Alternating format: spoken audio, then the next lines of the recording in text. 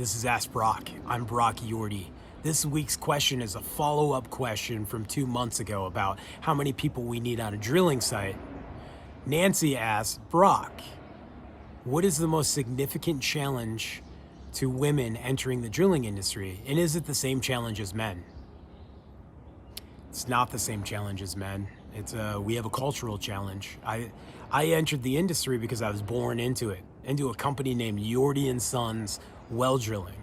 I have a son and a daughter, and they both love the drilling industry. My daughter wants to be a hydrogeologist or a scientist or a unicorn. She hasn't decided yet, and so I'm in the industry. I'm in college. I walk up to a salesman for Bayreuth IDP and I say, how do I get your job? And he lines me up with an internship. The only common thread we have right now with our age gap and the deficit and new hires coming into our industry is you have to be passionate and willing to ask, how do I get your job? But then we have to break the real challenge, our 20th century culture, while we have 21st century projects and equipment and engineering and environmentalism. And I look at that silly meme we see with the woman in the reflective vest and the hard hat, and she's got a clipboard, and there's a drill behind us, a construction site, and it says, I don't know how to do your job, but my clipboard is telling me you're doing it wrong. And it's just bad. I die a little bit in the idea of promoting the construction industry when that's what we create and we promote. And in reality, that woman's likely the CFO or head marketer, and that was a field day for everybody to pull the curtain back so the entire company can understand the new piece of equipment that's come in or how we're all part of this industry together. And I think about that because my mother helped keep my father's company together. I look at our trade shows and all of the great coordinators and women who are influencing this. Sarah Harding, the publisher for The Driller magazine, great influencer in our industry. And so it comes down to us breaking that culture.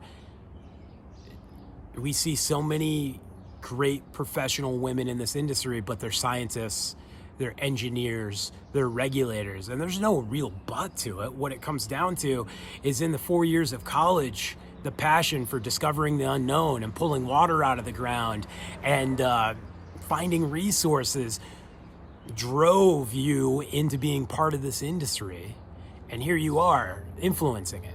But being on a job site is no issue. It's just where we influence the most and how we want to be part of that. And there's women owners that have 30Ks running the company and the rig on the job site in MidCon. So it can be done. And some of the best women drillers that I've met are good attention at detail and find a 4-foot vein of water that sometimes our testosterone's got us blowing and going and we go right past it. And so it's the cultural norm that is the challenge that we have to break, and understanding that any new hire, regardless of how they identify with the technology we have and the way we can work smarter, not harder, mitigate the risks, is there. And then, I can be the champion of it, but it's going to take good influencers. Valerie just came back to The Driller, and she's got this great podcast called Boring Conversations, and it's something that everybody should be listening to right now, and she's helping promote our industry. Nancy, you ask great questions all the time and are part of a great environmental company out of Amarillo, and you should be writing for The Driller in your perspective, because asking a dude how we get here, I can help be a champion and promote, but it's going to take influential women. We got Laura at Integrity Biochem kicking butt.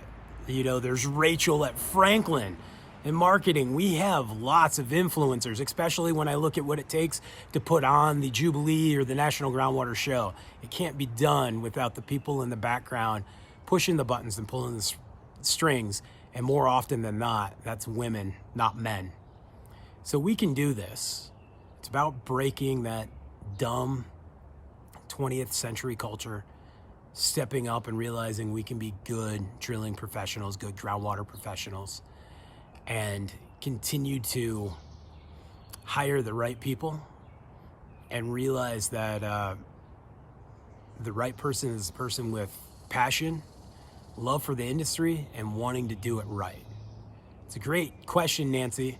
Now it's up to you and all the rest of your generation and Gen Z to show that this is no longer about, big hammers and brute force, but it's about bringing the right resources out of the ground and killing it. And I know that that is 100% possible, so that when my daughter Brielle shows up, she can just step right into this industry and be asking another powerful woman, how do I get your job?